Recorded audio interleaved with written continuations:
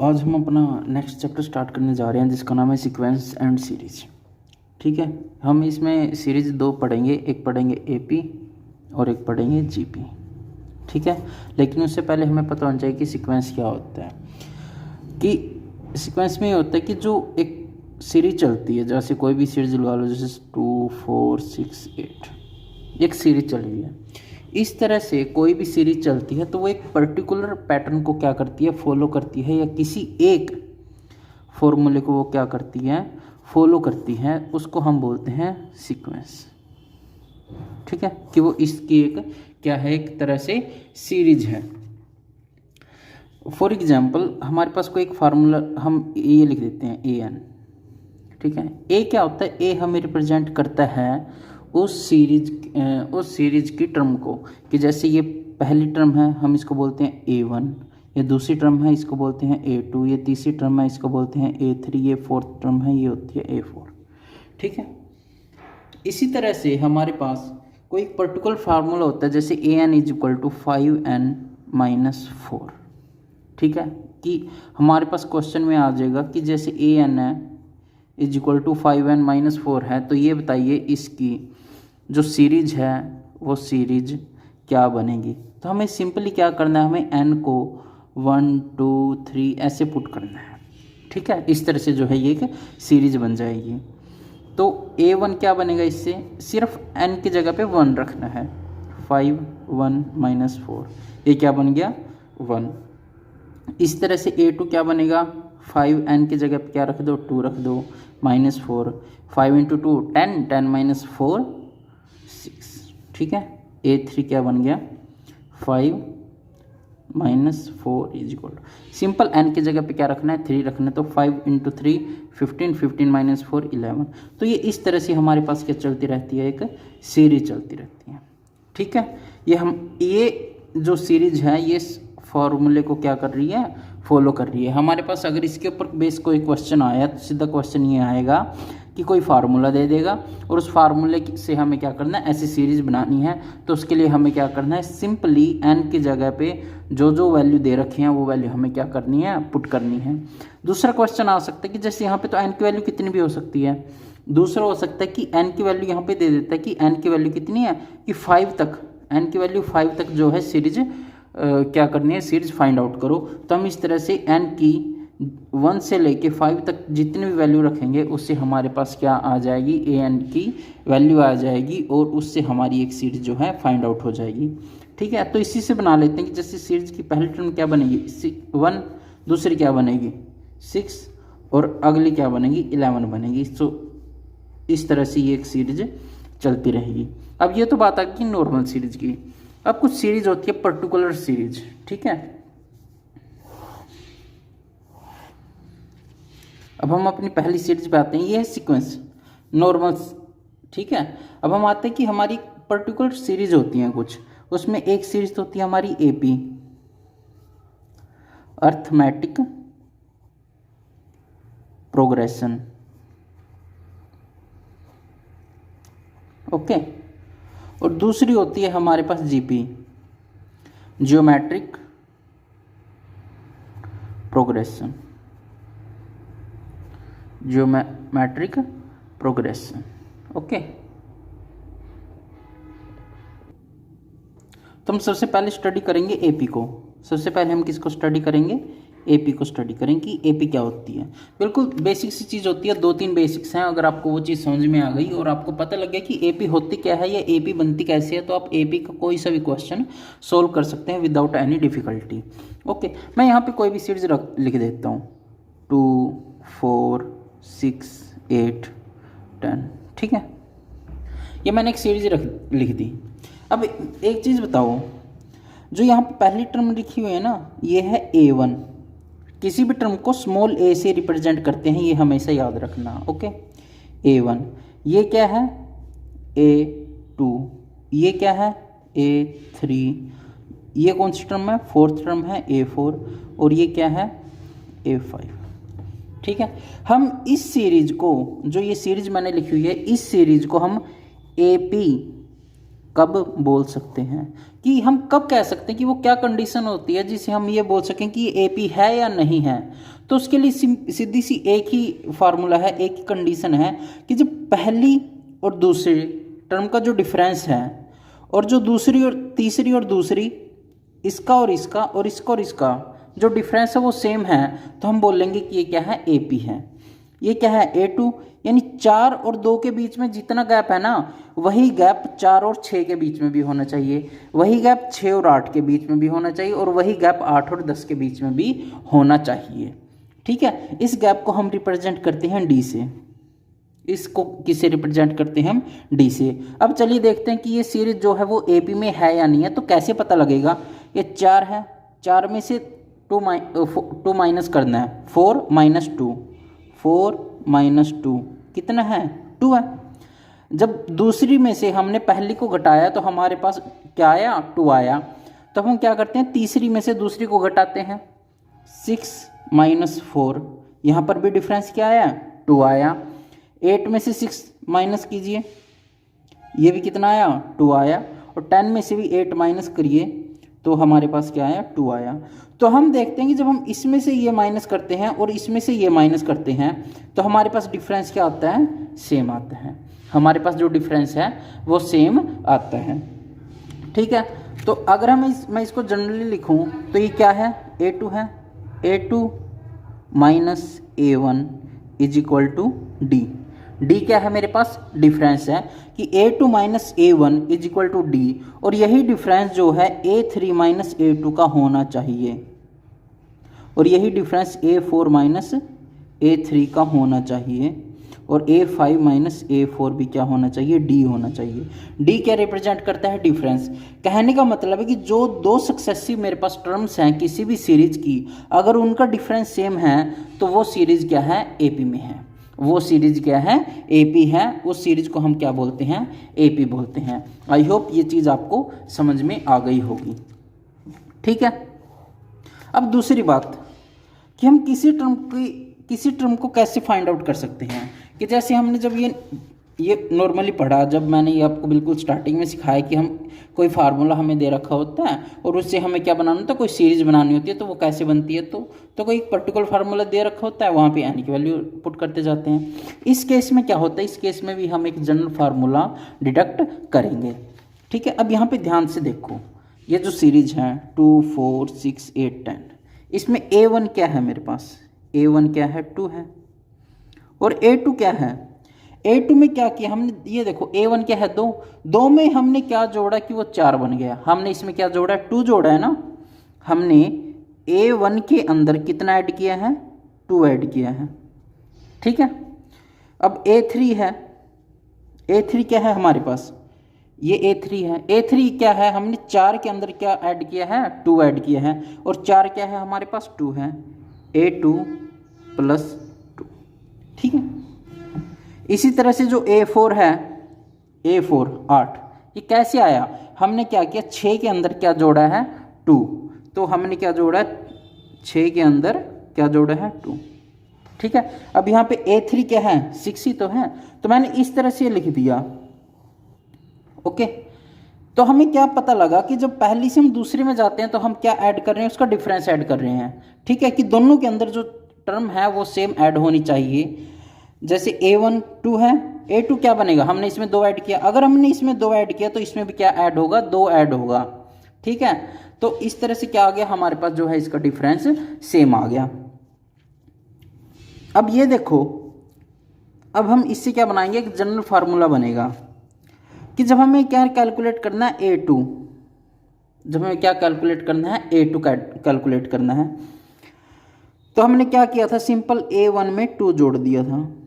Okay, लेकिन जब हमने A3 कैलकुलेट किया तो हमने क्या किया, हमने A2 के अंदर क्या जोड़ दिया, A2 के अंदर 2 और जोड़ दिया। A2 क्या है, A2 को अगर हम सिंप्लीफाई करें, A2 प्लस 2 होगा ना, ये देखो A3 क्या है, A2 प्लस 2 होगा, और A2 क्या है हमारे पास, A1 प्लस 2, A1 प्लस 2 है, A1 प्लस 2 है, और इसमें क्या जुड़ जाएगा, 2 हो जाएगा। ओके, और इसमें क्या हो जाएगा, ये 2 हो जाएगा।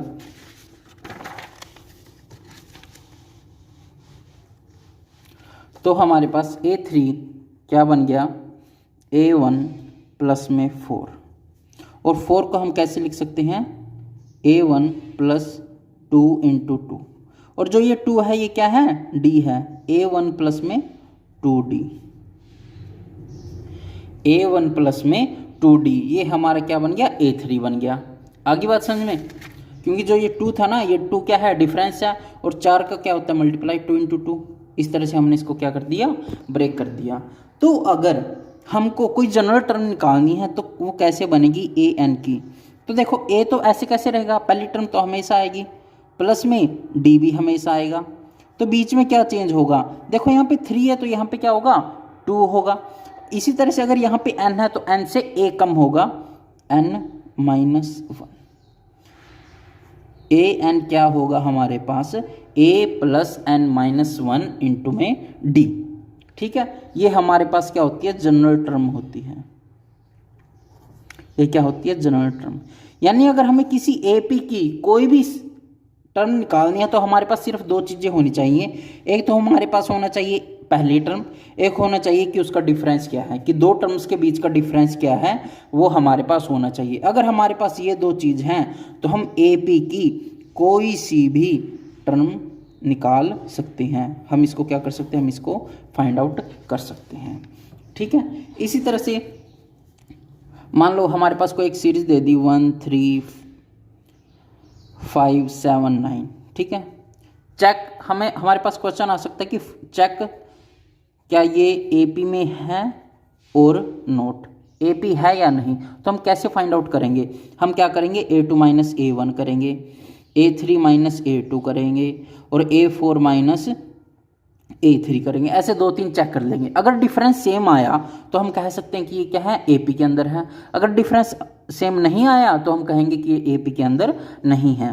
तो देखो कैसे होगा, अब ये है हमारे पास A2 क्या है 3, A1 क्या है 1, ये कितना आ गया 2, A3 माइनस A2 ये 3 है, 5 माइनस 3 2, A4 क्या है, A4 है ये, और A3 है ये, N7 में से 5 क्या करना है, हमें माइनस करना है। तो डिफरेंस यहाँ पर भी क्या आया, सेम आया। तो हम कह सकते हैं कि जो हमारे पास ये लिखी हुई है सीरीज, ये क्या है, एपी के अंदर है। अब यहाँ पे देखो कितनी टर्म लिखी हुई है, 1 2 3 4 5 टर्म लिखी हुई है। हमसे क्वेश्चन आ गया कि find out 10th term of this AP, क्या हमें क्या करना है, इस एपी की 10th टर्म को फाइंड आउट करना है। यानी हमें क्या फाइंड आउट करना है, A10। A10 क्या बनेगा, हमारे पास फार्मूला क्या है, AN है, AN के अंदर हमें क्या करना है, 10 रखना है, तो हमारे पास A10 की वैल्यू आ जाएगी। A10 क्या बनेगा, A तो ऐसे कैसे, प्लस में N की जगह क्या रखना है 10, 10 माइनस 1 इंटू D, ठीक है। हमें यहाँ पे A निकालना है और D निकालना है। अब A क्या है हमारे पास 1, A क्या है हमारे पास यहाँ पे 1, और D हम फाइंड आउट कर चुके हैं, D क्या है 2। तो हम A10 क्या कैलकुलेट कर सकते हैं यहाँ से, ये तो है 1 प्लस में 10 माइनस 1 9 इंटू में D की वैल्यू कितनी है 2, तो A10 क्या बनेगा 1 प्लस में 18 19, A10 की वैल्यू क्या आ जाएगी मेरे पास, ये आ जाएगी, ठीक है। इस तरह से था, बिल्कुल आसान है ना, इसमें कुछ नहीं करना, बिल्कुल सिंपल सा। एक बार दोबारा से ओवरव्यू दे देता हूँ कि हमारे पास एपी क्या होती है, ठीक है। जब 2 टर्म्स का डिफरेंस क्या हो, सेम हो, तो हम उसको क्या बोलते हैं, एपी बोलते हैं, ठीक है। दूसरी बात हमने क्या सीखी कि हमें अगर कोई किसी भी एपी है, अगर उसकी हमें कोई टर्म फाइंड आउट करनी है तो उसका फार्मूला क्या होता है, A plus N minus 1 into D, ये हमारे पास फार्मूला होता है। हमने ये 2 चीज़ें सीखी हैं। अब एक एग्जांपल ले लेते हैं कि कोई एक एग्जांपल है 1 4 8 11 12, कि क्या ये एपी के अंदर है या नहीं। हमें फाइंड आउट करना है, check whether this is AP है या नहीं है। हमें ये 2 चीज़ कैलकुलेट देखनी है कि ये है या नहीं है। तो हम इसके लिए क्या करते हैं, हम इनके दूसरी में से पहली घटाते हैं, तीसरी में से दूसरी घटाएंगे। अगर डिफरेंस सेम आ गया तो हम कहेंगे कि ये एपी में है। अब ये नहीं है कि अगर ये दोनों सेम आ गए तो ये अलग होगा तो भी होगी, नहीं, सभी डिफरेंस जो है, सभी टर्म्स का डिफरेंस जो है वो सेम होना चाहिए, तभी वो क्या होगी, AP में होगी। अब यहाँ पे देख लीजिए, हमें क्या करना है, A2 minus A1, A2 minus A1 क्या होगा, A2 माइनस A1, 4 माइनस 1 क्या हो गया, 3। दूसरा difference A3 minus A2, 8 minus 4 कितना आ गया, 4, और A4 माइनस A3, 11 माइनस 8, ये क्या आ गया, 3। अब ये देखो, ऊपर वाले का भी 3 आ रहा है, नीचे वाले का 3 आ रहा है, लेकिन जो बीच वाला डिफरेंस है, जो तीसरी और दूसरी का डिफरेंस है वो 4 है ना, तो डिफरेंस क्या है, सेम नहीं है, तो हम कह सकते हैं जो ये सीरीज दे रखी है ये AP के अंदर नहीं है। ठीक है, अब ये तो आ गया हमारे पास नॉर्मली कि हमारे पास AP दे रखी है और हमें फाइंड आउट करना है कि ये है या नहीं है। तो हम इसके ऊपर क्वेश्चन बनता है कि एक क्वेश्चन हमारे पास बनता है कि कोई एक सीरीज है, इन ए AP, ठीक है, 8th टर्म किसी AP की कितनी है, 24 है, ओके, और 6th टर्म जो है वो क्या है, 6 टर्म जो है वो 18 है, फाइंड आउट A10 क्या होगा। ठीक है, हमें ये फाइंड आउट करना है, तो इसके लिए क्या है, जैसे A8 दे रखी है, कितनी है, 24, और A6 कितनी है, 18। तो हमें पता है A8 कैसे निकलता है, A8 क्या होता है, A प्लस 8 में से 1 माइनस करेंगे क्या बन गया, 7D, और जो A6 है वो क्या होगा, A प्लस 5D। ये हमारे पास बेसिक फार्मूला होता है। ठीक है ना, क्वेश्चन इसी तरह से आएंगी, कोई एक हमारे पास AP है, उसकी फलाना टर्म ये है और दूसरी टर्म ये है, तो ये टर्म हमें बताओ इसकी टर्म क्या निकलेगी। ओके, तो इस तरह से क्वेश्चन को कैसे सोल्व किया जाता है। तो सबसे पहले हम क्या करते हैं, हम ये वाली टर्म लिख लेते हैं और ये वाली, दोनों का जो बेसिक फार्मूला है वो लिख लिया। A8 को कैसे रिप्रेजेंट करते हैं, A प्लस 7D, A6 को कैसे रिप्रेजेंट करते हैं, A प्लस 5D। ठीक है, A प्लस 7D क्या होता है, A प्लस 7D की वैल्यू, A8 की वैल्यू कितनी दे रखी है, 24, इसकी वैल्यू कितनी दे रखी है, 18। अब ये है A10 कैसे फाइंड आउट होगा, जब A प्लस 9D, यानी एक तो हमारे पास होना चाहिए D और एक हमारे पास होनी चाहिए A। हमारे पास ये दो वैल्यू होनी चाहिए, तब जाके हम क्या कर सकते हैं, फाइंड आउट कर सकते हैं कि कोई टर्म क्या होगी इस AP की, ये पहली और ये दूसरी। अगर हम ये करें, हमें क्या करना है, हमें ये हमारे पास दो टर्म बन गई। हमने 10th में सीखा है कि एलिमिनेशन मेथड या सब्स्टिट्यूशन मेथड। ठीक है, ये एलिमिनेशन मेथड कि हम यहाँ पे दो टर्म है, फर्स्ट और सेकंड, हमें क्या करना है, ए को एलिमिनेट करना है। तो हम क्या कर देंगे, हम ए क्या है, सेम है, तो हम नीचे वाले टर्म के निशान को क्या कर देंगे, चेंज कर देंगे। ठीक है, ए से तो ये कट जाएगा, अब क्या आ जाएगा, 7 में से 5 गए, कितने बच गए, 2D की वैल्यू कितनी आ गई, 24 में 18 गए, कितने बच गए, 6। तो D की वैल्यू कितनी आ गई, 3। हमारे पास यहाँ से जो D की वैल्यू है वो कितनी आ गई, 3 आ गई। अब हम D की वैल्यू को या तो फर्स्ट में पुट कर लेंगे या सेकंड में पुट कर लेंगे और वहाँ से A की वैल्यू कैलकुलेट कर लेंगे। ठीक है, तो हम क्या करते हैं, मैं इसको सेकंड में पुट कर लेता हूँ। मैंने इसको यहाँ पे सेकंड में पुट कर लिया, सेकंड टर्म में D की वैल्यू पुट कर लेंगे, तो A plus 5D is equal to 18 है। तो यहाँ पे D की वैल्यू कितनी पुट करनी है, 3। तो A की वैल्यू कितनी आ जाएगी, A plus 5 into 3 is equal to 18। तो A की वैल्यू कितनी आ जाएगी, 18 माइनस 5 इंटू 3 15। तो A की वैल्यू कितनी आ गई, 3 आ गई। हमारे पास A की वैल्यू भी 3 आ गई और D की वैल्यू भी 3 आ गई। अब हमें A10 निकालना है। क्या हम A10 निकाल सकते हैं, जी जरूर निकाल सकते हैं। A10 क्या होता है, A प्लस 9D। तो A की वैल्यू कितनी आ गई, 3 प्लस 9 इंटू D की वैल्यू क्या आ गई, 3 आ गई। तो 3 प्लस 9 इंटू 3 27। तो A10 हमारे पास क्या आ गया, 30 आ गया। ओके, इस तरह से जो है हमारे पास क्वेश्चन आएंगे AP के। ये तो बिल्कुल सीधा क्वेश्चन हो गया, ऐसा आएगा।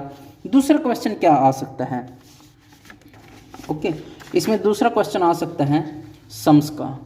ठीक है, कि जोड़ क्या होगा, कि हमें कोई पर्टिकुलर सम दे देगा, पर्टिकुलर AP दे देगा और ये बताना है कि उसका सम क्या होगा। जैसे कि यहाँ पे एक सीरीज दे दी 2 + 4 + 6 + 8 + 10। ठीक है, इसका सम क्या है। ठीक है, इसका सम क्या है, इसके लिए भी हमारे पास क्या है, एक फार्मूला है, सम का formula. Okay, S N, S होता है सन, सम, और एन के रिप्रेजेंट करता है कि हमारे पास कितनी टर्म्स है, इस एपी की कितनी टर्म्स का हमें निकालना है। मान लो हमें यहाँ पे निकालना है फर्स्ट 5 टर्म्स का, ये ऐसे चल रही है सीरीज, ठीक है। ये क्या है, एपी है। क्यों? क्योंकि दोनों के बीच का जो डिफरेंस है, यहाँ पे जो डिफरेंस आया, यहाँ पे जो डिफरेंस है, यहाँ पे जो डिफरेंस है, वो क्या है, सेम है। तो ये क्या है, हमारे पास एक एपी है। अब हमें क्वेश्चन में पूछा गया है कि find out sum of first 5 terms, ठीक है। 5 टर्म्स, यहाँ पे n की वैल्यू कितनी दे रखी है, 5 दे रखी है। अब एक पर्टिकुलर फार्मूला होता है एस एन का, एस एन का फार्मूला क्या होता है, n/2 इंटू में 2a plus n-1 into D, okay. S N is equal to n/2 into में 2a plus n-1 into D, और पूरे के ऊपर क्या है, ब्रैकेट। यानी किसी टर्म का अगर हमें सम निकालना है, ओके, तो उसके लिए भी हमारे पास 2 चीज़ें होनी चाहिए। एक तो होना चाहिए ए, और दूसरा क्या होना चाहिए हमारे पास, डी। एक होना चाहिए ए और एक होना चाहिए हमारे पास डी, ठीक है। अगर हमें ये 2 चीज़ें पता है तो हम किसी भी एपी का सम निकाल सकते हैं। अब हमें निकालना है S5, यहाँ पे n की जगह क्या पुट करना है, 5 पुट करना है, 5/2, ओके। 2 तो ऐसे कैसे, अब a की वैल्यू कितनी है, पहली टर्म कितनी है, यहाँ पे 2 है, इंटू में 2 प्लस में n-1, n कितना है, 5 है, 5-1 क्या होते हैं, 4, इंटू में d की वैल्यू क्या है, 4-2 कितना आएगा, 2 आएगा, ओके। तो S5 हमारे पास कितना आ गया, 5/2 इंटू में 2 इंटू 2 4, 4 इंटू 2 8, तो ये आ गया हमारे पास 5/2 इंटू में 8 और 4 12, 2 इंटू 6 इंटू 30। तो जो ये पहले वाली 5 टर्म्स है ना, इनका सम क्या आ गया, S5 कितना आ गया, 30 आ गया। जो इनका सम है ये हमारे पास क्या आ गया, 30 आ गया। इस तरह से हमारे पास क्वेश्चन आएगा, ओके। अब ये तो बन गया बिल्कुल नॉर्मल केस, ठीक है। मैंने अभी तक आपको ये दिखाई है 2 4 6, ठीक है। मतलब कहने का है, या फिर दूसरी क्या बताइए, 1 3 5 7, कि जो ये सीरीज है ये क्या है, इंक्रीज हो रही है, कि इनका जो डिफरेंस है ना, जो डिफरेंस है वो क्या आ रहा है, पॉजिटिव आ रहा है। इसी तरह से जो डिफरेंस है वो नेगेटिव भी आ सकता है, कि मान लीजिए कोई हमारे पास सीरीज दे रखी है 8 6 4 2 0, और इस तरह से ये सीरीज चल रही है। तो यहाँ पे डी की वैल्यू क्या आएगी, हमें क्या करना होता है, डी कैसे कैलकुलेट करते हैं हम, a2 माइनस a1, a2 क्या है 6, a1 क्या है 8, 6 माइनस 8 क्या होगा, -2। यहाँ पे d की वैल्यू क्या आई है, माइनस आई है। d की वैल्यू माइनस आने का मतलब है कि जैसे जैसे सीरीज आगे चलती रहेगी इसकी वैल्यू क्या है, घटती रहेगी। और d अगर पॉजिटिव है, अगर डिफरेंस पॉजिटिव है, तो इसका मतलब है कि जो सीरीज है वो आगे की तरफ चलते चलते क्या होगी, उसकी वैल्यू क्या होगी, इंक्रीज होगी। और अगर d नेगेटिव है तो इसकी वैल्यू क्या होगी, डिक्रीज होगी, उसकी वैल्यू क्या होगी, डिक्रीज होगी। सिंपल सा ये मतलब होता है, ठीक है ना। अगर हमें इस केस में, मैं ये केस लेता हूँ ये वाला, अगर हमें इस केस में निकालना है कि A11 की वैल्यू क्या होगी, A11 क्या होता है, A plus 10D, okay. A क्या है 8 प्लस में 10 इंटू में D की वैल्यू कितनी आई है, -2, यहाँ पे क्या पुट कर दो, सिंपली -2 पुट कर दो। तो 8 10 - 2 कितना, 10 इंटू 2 20, लेकिन माइनस का 20 आएगा, तो वैल्यू कितनी आ जाएगी, -12। यानी इस सीरीज की जो 11वीं टर्म है उसकी वैल्यू कितनी है, -12। आ गई ये बात समझ में, ठीक है ना। बस इस तरह से 2 क्वेश्चन बनते हैं, और कुछ भी इसमें अलग से नहीं बनता। हाँ, एक चीज़ और है, SN का जो है 2 फार्मूले हैं, ठीक है। वो किस तरह से बनेगा, एक हमारे पास होती है लास्ट टर्म, हमें पता होता है कि जो कोई सीरीज है, मान लो 2 4 6 8 10, ठीक है, इस तरह से चली हुई है। हमको क्वेश्चन में दे रखा होगा कि जो ये सीरीज है, इस सीरीज के अंदर 20 टर्म है, इस सीरीज के अंदर कितनी टर्म है, 20 टर्म है, और हमें इसकी जो लास्ट टर्म है वो फाइंड आउट करनी है, लास्ट टर्म क्या होगी। अब मुझे एक बात बताओ, बिल्कुल लॉजिक सी बात है, अगर इसमें 20 टर्म है तो जो 20वीं टर्म होगी ना, A20 होगा, वही तो क्या होगी यहाँ पे लास्ट टर्म होगी, वही क्या होगी, लास्ट टर्म। और हम इसको रिप्रेजेंट करते हैं एल से, और हम इसको रिप्रेजेंट करते हैं किससे, एल से। ओके, अब हमें निकालनी है यहाँ पे लास्ट टर्म। तो लास्ट टर्म निकालने का फार्मूला क्या होगा, L is equal to A plus N minus one into D. Formula वही होगा, लेकिन जो यहाँ पे एन की वैल्यू होगी ना वो उतनी होगी जितनी यहाँ पे बता रखी होगी। यहाँ पे बता रखा है कि इस सीरीज के अंदर 20 टर्म है, तो यहाँ पे एन की वैल्यू क्या होगी, 20 होगी। तो ये किसके बराबर होगा, A20 के बराबर होगा। ठीक है, सॉरी, ये A20 के बराबर होगा, तो यहाँ पे 20 माइनस 1 11 आ जाएगा। कहने का मतलब है जो लास्ट टर्म है वो किसके बराबर होती है, AN के बराबर होती है। जो लास्ट टर्म है वो किसके बराबर होती है, इसके बराबर होती है। ठीक है, लास्ट टर्म जो है AN के बराबर होती है। ओके, अब ये क्यों हुआ, ये क्वेश्चन में दे रखा है कि मान लो कोई क्वेश्चन दे रखा है, there is n terms in an AP, किसी AP में n टर्म्स हैं। ठीक है, तो इसकी लास्ट टर्म क्या बनेगी, AN ही तो बनेगी ना। ठीक है, जो सबसे लास्ट टर्म क्या होगी वो AN होगी।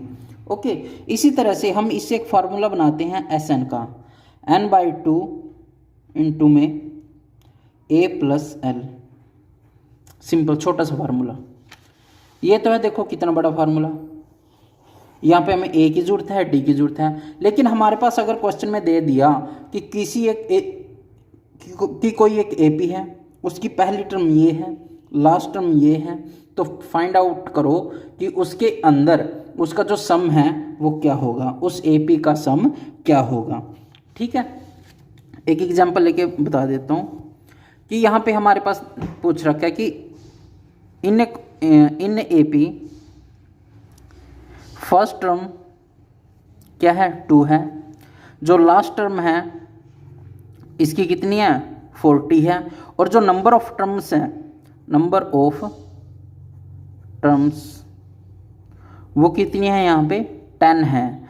तो बताओ सम ऑफ 10 टर्म्स क्या होगा, सम ऑफ 10 टर्म्स क्या होगा।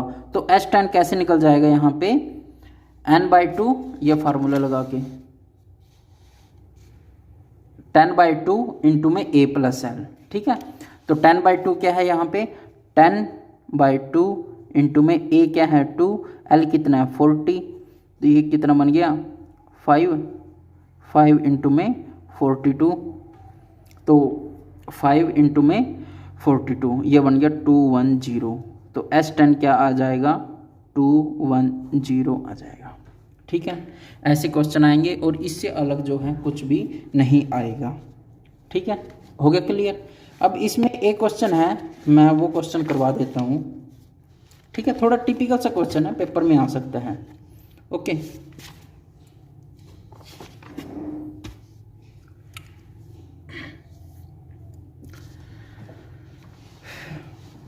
क्वेश्चन लिख देता हूँ क्या sum of n terms of 2 APs are in ratio 3n plus 8 7n plus 15. Okay, find out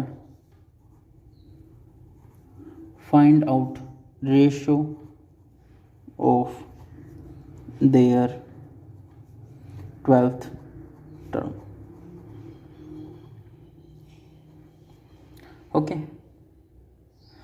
देखो क्वेश्चन में क्या दे रखा है, sum of n terms of 2 APs are in the ratio 3n plus 8 7n plus 15। Okay, इसका मतलब क्या है कि हमारे पास यहाँ पे 2 AP हैं, एक AP यहाँ पे है और एक AP ये है।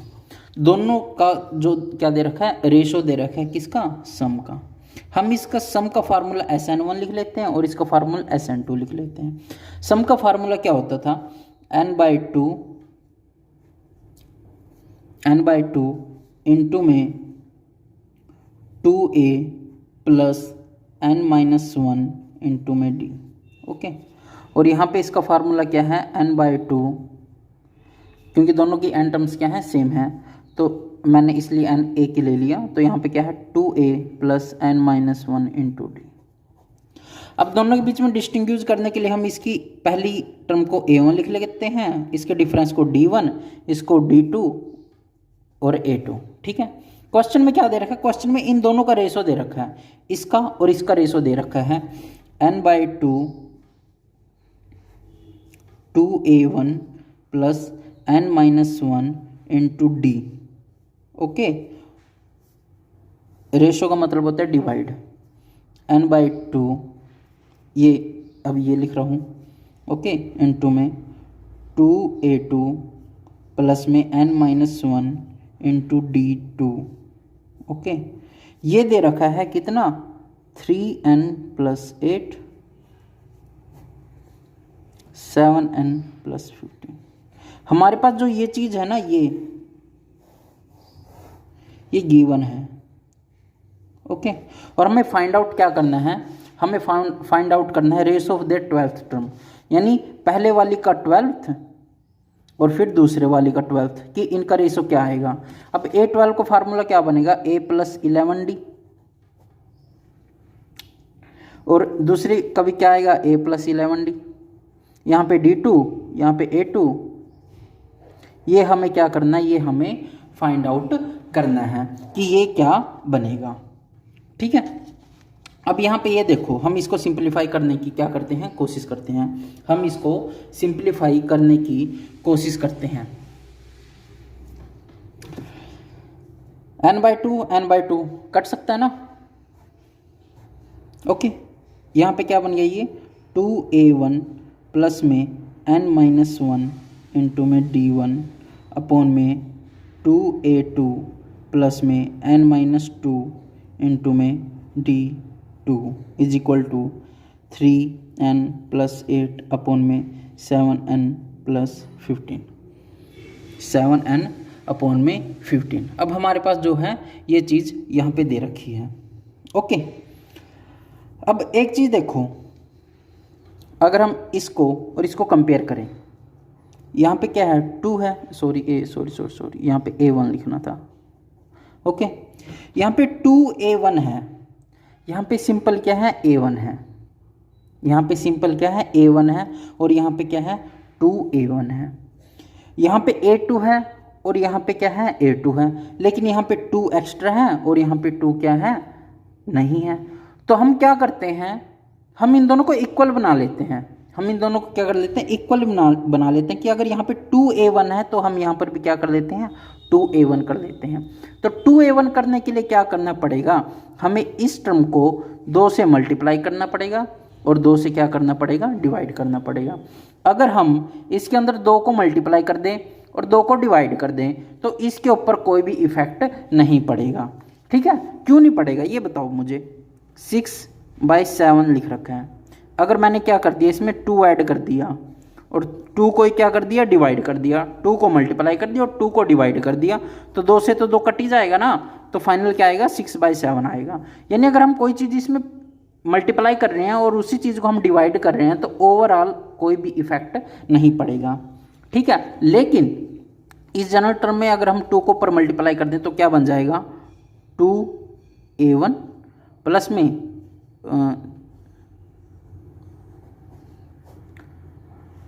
2a2 प्लस 11d2, मैंने ये कर दिया। यहाँ से d2 से 2 कैंसिल कर दूँ तो दोनों चीज़ सेम रहेगी ना, लेकिन मैं क्या कर रहा हूँ, मैं अंदर मल्टीप्लाई कर रहा हूँ, तो ये क्या बन जाएगा 2a1 प्लस में 22d2, और ये क्या बन गया 2a2 प्लस यहाँ पे क्या बन गया मेरे पास 22d2। ये चीज़ आ गई समझ में, ये इतना क्लियर हुआ कि ये क्यों हुआ, ये देखो यहाँ पे आ गया। ठीक है, अब इस चीज़ को और इस चीज़ को कंपेयर करके देखो कि जो यहाँ पे 2a1 है, क्या 2a1 यहाँ पे भी है, बिल्कुल है। अगर यहाँ पे 2a2 है तो क्या यहाँ पर भी 2a2 है, बिल्कुल है।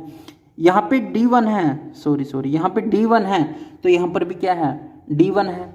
अगर यहाँ पर d2 है तो यहाँ पर भी क्या है, d2 है। लेकिन यहाँ पे 12 है, 22 है, यहाँ पे क्या है n-1 है, यहाँ पे 22 है, यहाँ पे क्या है n-1 है, यहाँ पे क्या है n-1 है। तो इसका क्या मतलब हुआ कि जो n-1 है, जो n-1 है इसकी वैल्यू किसके बराबर है 22 के बराबर है। n-1 है इसकी वैल्यू किसके बराबर है 22 के बराबर है। n-1 की वैल्यू किसके बराबर है 22 के बराबर है। तो n की वैल्यू क्या आएगी हमारे पास, n की वैल्यू क्या आ जाएगी 23 आ जाएगी, और n की वैल्यू क्या आ जाएगी हमारे पास 23 आ जाएगी। ओके,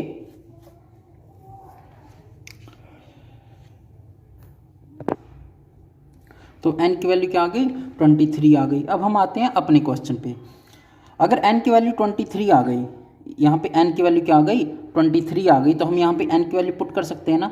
n की वैल्यू कितनी आ गई 23, यानी पहले वाले का 23 अपॉन में दूसरे वाले का 23, इसकी वैल्यू क्या आई थी 3 इंटू में 23 प्लस 8 अपॉन में 7 इंटू 23 प्लस में 15। ठीक है, ये क्या आया था, इन दोनों को क्या आया था रेशो आया था। और यहाँ पे अगर हम 23 ऐसे पुट करते हैं तो हमने क्या देखा कि ये दोनों जो टर्म्स हैं वो क्या आई है इक्वल आई है, कि जो इनका रेशो है और इनका रेशो है वो क्या आया है यहाँ पे इक्वल आया है। Okay,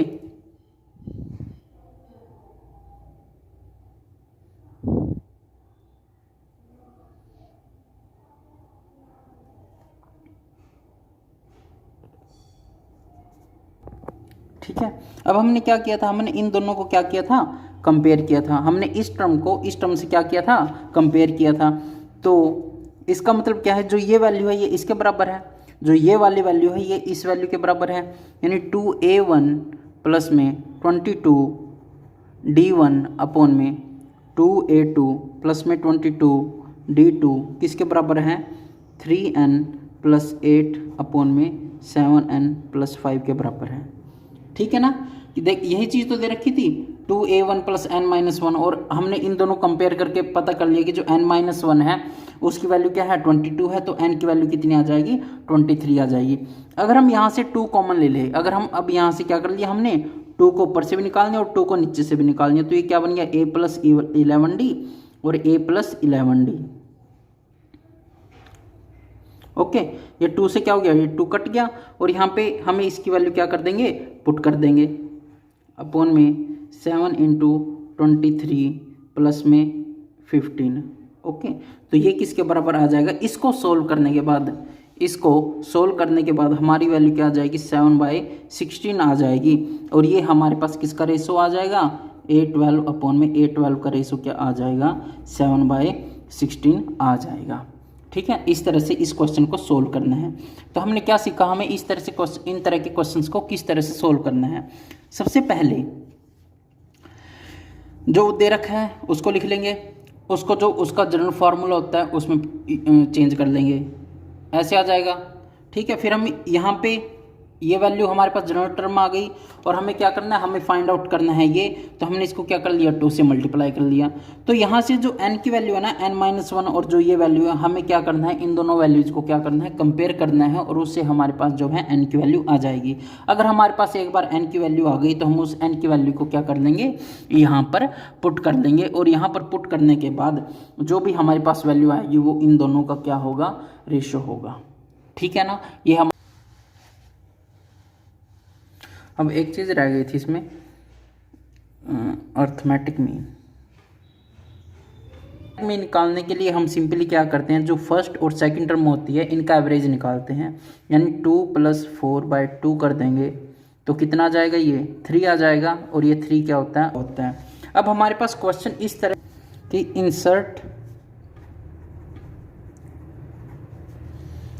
2 numbers between 6 and 12 so that resultant series is in AP। ठीक है, इस तरह से क्वेश्चन आएगा कि हमें 6 और 12 के बीच में 2 ऐसे नंबर इंसर्ट करने हैं कि अगर हम उन 2 नंबर को मिला लेना तो जो भी सीरीज बनेगी वो सीरीज क्या हो AP में हो, कि जैसे 6 है, ये A1, ये A2 और ये 12। ठीक है, हमने ये दो नंबर इंसर्ट कर दिए और ये दो नंबर इस तरह से होने चाहिए कि जो ये सीरीज बनी है ना, ये क्या हो, एपी के अंदर हो, ये क्या हो, एपी के अंदर हो। तब हमें क्या करना है, हमें इसके बाद का ये निकालना है। तो हमें अगर डिफरेंस पता हो, अगर हमें डी की वैल्यू पता हो तो हम आसानी से ये वाली टर्म भी निकाल सकते हैं और फिर इसके बाद ये वाली टर्म भी निकाल सकते हैं। तो यहाँ पे डी को निकालने का एक फार्मूला होता है B minus A N minus 1, ये फार्मूला होता है। बी क्या होता है, लास्ट टर्म, ए होती है फर्स्ट टर्म, एन होता है कि हमारे पास सीरीज में कितनी टर्म्स हैं और माइनस में 1। तो डी देखो कैसे निकलेगा, बी क्या है हमारे पास 12, ए क्या है। तो आप हमें ये बताइए कि जो यहाँ पे A11 है उसकी वैल्यू क्या होगी। ये इस तरह से क्वेश्चन आ सकता है। तो उस केस में हो गया तो 3A किसके बराबर आ गया 24, A की वैल्यू कितनी आ गई 8, D की वैल्यू हमें ऑलरेडी दे रखी है कितना A प्लस 10D, तो A की वैल्यू कितनी है 8 प्लस 10 इंटू 6, तो हमारे पास वैल्यू कितनी आ गई 68 आ गई। ओके, ये लास्ट टाइप था, इस तरह से क्वेश्चन बन सकता है, इससे अलग जो है कुछ भी नहीं बनेगा। ओके, ये हमारे पास एपी जो है कंप्लीट हो गई, इससे बाहर एपी में कुछ भी नहीं आएगा। ओके, सो कल से हम क्या अपना जीपी स्टार्ट करेंगे, कल जीपी का बता दूंगा, आधे घंटे के अंदर जीपी